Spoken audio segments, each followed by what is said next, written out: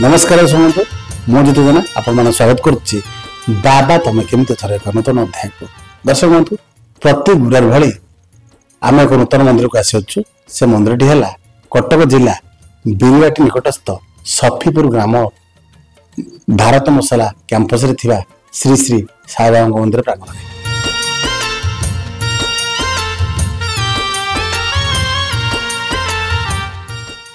तेज आसतु मंदिर पूजक एवं मंदिर कर्मकांड बुझी ना बाबा आमरे केमती अच्छा तमे सबुठी अछो पाखे पाखे रहिछो हेले भक्तर हृदय धीर बुझिबाकु बाबा तुमरी खबर केमिति अछो। नाम पूर्णचंद्र दास आम ये दुई जन नना रोच एम ना हो प्रमोद कुमार पति घर 42 मजा एरंच सी बाबा मंदिर पूजा करती कोचिड़ी मंदिर पूजा करती मु राम मंदिर पूजा करे गणेश मंदिर हनुमान मंदिर बलराम मंदिर आ शनि मंदिर पूजा करे नवग्रह भी अच्छा मंदिर पूजा करे सकाल 5टार मंदिर खोला हुए तापर सकाल बाबा स्नान हुए माँ भी स्नान हुए श्री रामचंद्र भी स्नान हुए सब मंदिर आम स्नान कर सारापर बाड़ा भोग लगा जाए लगेला आम 12टा बेले ठाकुर नीति करूँ नीतिटा कौन माँ पाखे हुए बाबा पाखे हुए राम मंदिर हुए सन्ध्या बेले एमती संध्या सब मंदिर संध्या कराए तापर 8टा बेले आम ठाकुर बाबा पाखे टिके प्रसाद लगे सुचार पकई दो माँ को सन्ध्या जहाँ पढ़वा जो बाड़ भोग हवा भी ठीक है कि आम ये 3टा भोग लगे सका 12टा बेले आ सन्ध्या बाबा तमे केमिति अछो बाबा तमे केमिति अछो बाबा तमे केमिति अछो बाबा तमे केमिति अछो।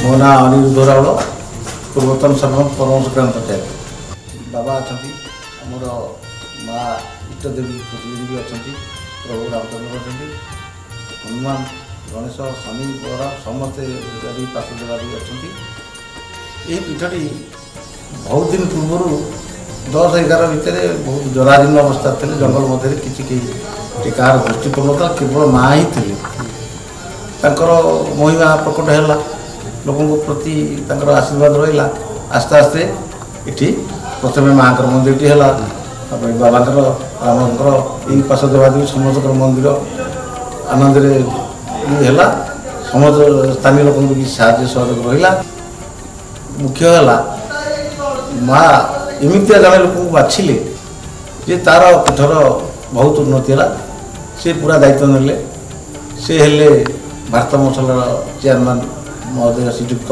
सुरेंद्रनाथ पंडा तांकरी अध्यक्षतार ये सब कार्यक्रम चले आमर वार्षिक उत्सव जोटा हुए बासंती दुर्गा पूजा तिथि से तिथि यज्ञ हुए 3 दिन धरी सांस्कृतिक कार्यक्रम हुए भजन कार्यक्रम हुए प्रवचन कार्यक्रम हुए अन्न प्रसाद खाया पीया हुए अन्न प्रसाद टी भोग लगुच सकाल मंदिर खुआ जाकि संध्या 7-8 बंद रोचे मझे घंटा बंद हुए पढ़ प्रकृत बाबा मो अभिज्ञता कहूँ बाबा देखी माँ को भी देखी मुझे राति जो रुए देखे शत्रुष बाबा ये अच्छा मोर अभिज्ञता दिने हठात राति 9टार जड़े ब्राह्मण बच्चे खंडे धला लुगा पिंधि खंडे धला घोड़ी एपट सीधा बाहर कि गले मुझे लोकटा किए गला आउ कि ना मुझे जानी से दिन बाबा ये अच्छा मोर गोटे अभिज्ञता ତେଣୁ ତାଙ୍କର ଆଶୀର୍ବାଦ ଚାଲିଛି। ବକ୍ତା ଆସୁଛନ୍ତି, ଗୁରୁବାର ଆସୁଛନ୍ତି, ଶନିବାର ଆସୁଛନ୍ତି, ସବୁ ପର୍ବପର୍ବାଣି ସଂକ୍ରାନ୍ତି ଅମାସ୍ୟା ପୂର୍ଣ୍ଣମୀ ଯେତେ ଅଛି ସବୁ ବେଳେ ଲୋକ ଆସନ୍ତି। ଜାଣିଛି ମୁଁ ତୁମେ ସଞ୍ଜ ତୁମେ ପୁଣି ସକାଳ ତୁମ ଇଙ୍ଗିତରେ ଚାଲେ ଏ ସଂସାର ସକଳ। ସାଇରାମ ମୁଁ ମନୋଜ କୁମାର ଥିଲା। ସାଇବାବାଙ୍କୁ ଶୟନ ସପନ ଜାଗରଣ ସବୁବେଳେ ମୁଁ ଦେଖେ ଏବଂ ସମର୍ପଣ ଯାଏ ମନ୍ଦିରକୁ ମୁଁ ଆସିଛି। ଆମେ ବାର୍ଷିକ ଉତ୍ସବରେ ଚବାଳି ବି ଦେଖିଛି। ବାବା ସବୁଆଡ଼େ ବିଦ୍ୟମାନ। ବାବାଙ୍କୁ ଭକ୍ତିର ସହ ଯେ ଭକ୍ତ ଡାକେ ସିଏ ଓ କରନ୍ତି। ମୁଁ ଏବେ ଯାଇଥିଲି ଶିରିଡ଼ି, ମୋର ୱେଟିଂ ଟିକେଟ୍ ଥିଲା, କିନ୍ତୁ ମୁଁ ବାବାଙ୍କ ସମ୍ପୂର୍ଣ୍ଣ ସମର୍ପଣ ହେଇ ଆସିଲି।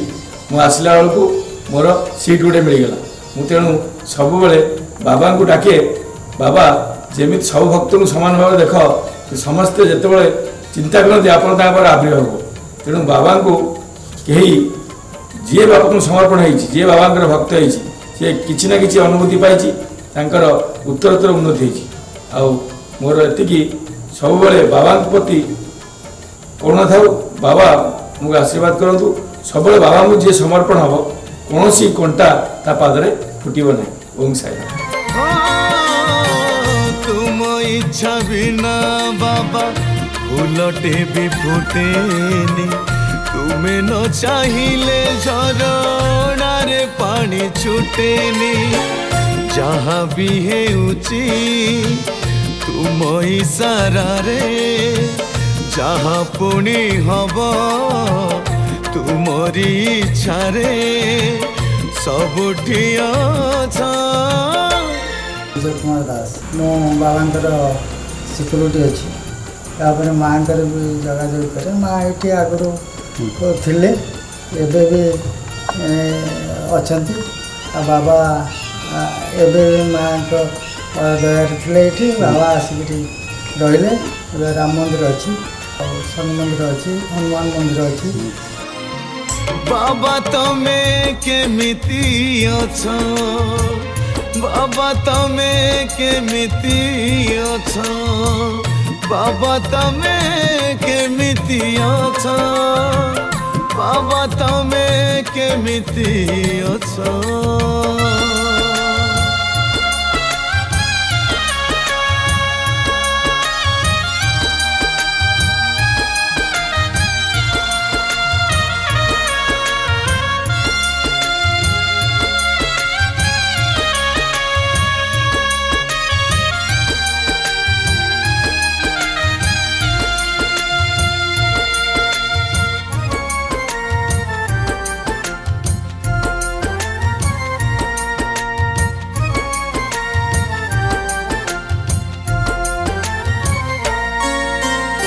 ମୁଁ ଅରକ୍ଷିତ ଦଳାଇ ଏ ନିକଟସ୍ଥ ଗ୍ରାମ ଆମର ବିରିବାଟି ଆଉ ପରମେଶ ମନ୍ଦିରର ସଫିପୁର ଗାଁର ଆମର ଅଧିବାସୀ ଅଟୁ। ଏହା କଟକ ସଦର ବ୍ଲକର ଖୁବ୍ ନିକଟତର ଗ୍ରାମ, ଯାହାଦ୍ୱାରା এই ବାମନ ପାଖରେ ଆମର ପ୍ରତିବର୍ଷ ଚଭାଳି ଯାତ୍ରା ଆରମ୍ଭ ହୁଏ। ବହୁ ଜନସମାଜ ଘଟିଥାଏ। ନିକଟତମ ହଂସନାଥ ପୀଠ ପାଖଟା ଅଛି, ମା କୁଶଳୀ ମାତା ପାଖରେ ଲାଗି ରହିଛନ୍ତି। ଯେଥିରେ ଆମ ଯେଉଁ ଯାତ୍ରାଟି ହୁଏ ଆର ନିକଟସ୍ଥ ଆଖପାଖ ଅଞ୍ଚଳ ଅନେକ ସମୟରେ ଲୋକ ଯାତାୟାତ କରିଥାନ୍ତି। ଏ ମନ୍ଦିରରେ ବହୁତ ପର୍ବପର୍ବାଣି, ବିଶେଷ କରି ଆମର ବାସନ୍ତୀ ମାଙ୍କର ତିଥି ଅନୁସାରେ ବାର୍ଷିକ ଉତ୍ସବ ହୁଏ। ବିଭିନ୍ନ ବିବାହ ମହୋତ୍ସବରେ କରାଯାଇଥାଏ, ଯାହାଦ୍ୱାରା ଲୋକଙ୍କର ବହୁତ ପ୍ରକାର ଉପକାରରେ ଆସିଥାଏ। ଯିଏକି ବାବା ପାଖରେ ପହଞ୍ଚନ୍ତି ତାଙ୍କର ମନସ୍କାମନା ନେଇକି ଆସନ୍ତି, ସେ ତାଙ୍କର ସଫଳତା କରି ସେ ତାର ନିଜର ପ୍ରୋଗ୍ରାମ ମଧ୍ୟ ଏଠି ବନେଇଥାନ୍ତି। ଆମେ ଏ ଗାଁର ଲୋକ ହେଲେ ମଧ୍ୟ ଏ ବାଟରେ ମୁଖ୍ୟ ଦ୍ୱାର ବେଳେ ଆମର ଅଛନ୍ତି।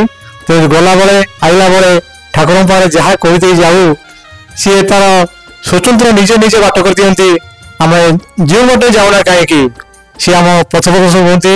ଆଉ ଗଲାବେଳକୁ ଆମେ ଯାଉ ଗୋଟେ ଚିନ୍ତାଧାରା କରିକିନି ବହୁତ ଅସୁବିଧାର ସମ୍ମୁଖୀନ ହେଲେ ମଧ୍ୟ ସିଏ ତା ବାଟ କରି ପୁଣି ଯଥାସ୍ଥାନ ତା ଫେରି ଆଣନ୍ତି, ଯାହାଦ୍ୱାରା ଆମେ ଘରୁ ଯେଉଁପରି ବାହାରିଥାଉ ପୁଣି ସେଇ ଅନୁଭୂତି ଘରେ ଆସି ପହଞ୍ଚି ଯାଇଥାଉ।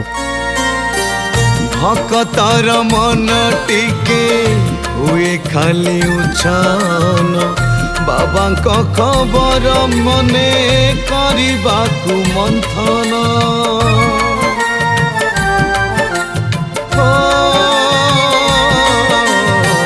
ବାପା पुओ टिके जानिबाकु अथय मन कथा बाबा तुमे जानुथिब निश्चय दोष मोर बाबा क्षमा करी देव संतानटे भाभी कोड़ा करी नब सबु जानिछ